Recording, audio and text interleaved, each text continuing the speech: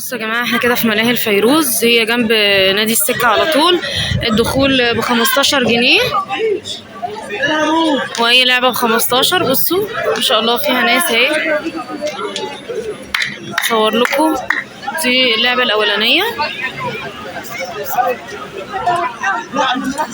ماشي، بس يا عم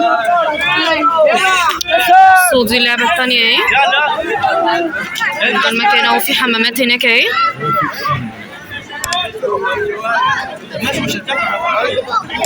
تعالوا بقى اصور لكم المكان. على السماء.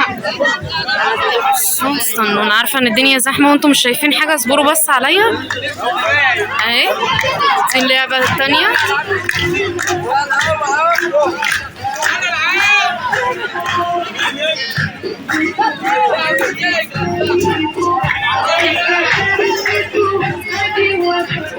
دي لعبه السلاسل. في دي كل ده شغال، بس الشباب الحلو ده جايين على الالعاب الكبيره بقى. المشكله ان هم ركبوها وقعدوا يصوتوا وراحوا الناس موقفينها ومنزلينهم. طب بتركبوها ليه؟ عشان نصوت.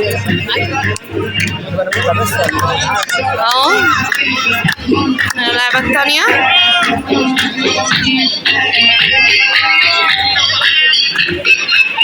هي قرية الفيروز، نادي السكة الحديد.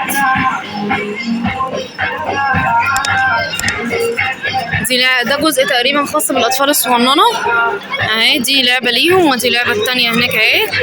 وفي دي السلاسل الصغيرة، دي النطاطة. بصوا كده.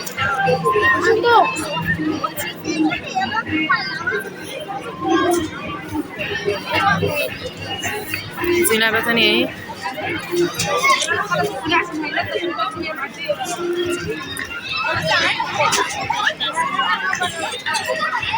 دي لعبة تالتة اهي.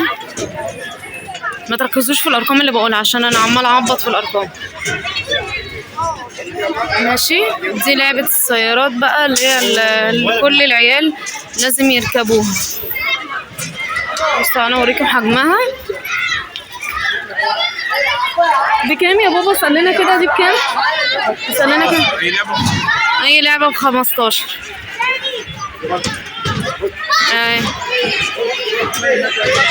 بصوا المكان اهو كويس، ماشي الحال ماشي الحال. وهنا قاعدة اهي. خلاص كده هي دي الملاهي. هنطلع بقى.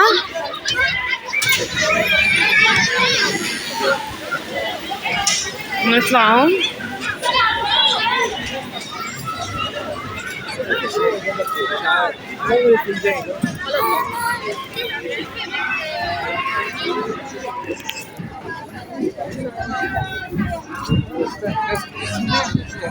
يعني ما تقلقوش من الاعداد ومن الناس دي كتير، عشان رحله بس. انما طبعا بعد كده هتلاقوا الدنيا رايقه وجميله. ماشي اهي. ركبوا برضو هيصوتوا تاني وينزلوا عادي. يا رب تكونوا استفدتوا من الفيديو يا رب، واستمتعتوا كده بوقتكم معايا. ما تنسوش بقى تعملوا لي لايك في قناه ام اساف. والسلام عليكم ورحمه الله وبركاته.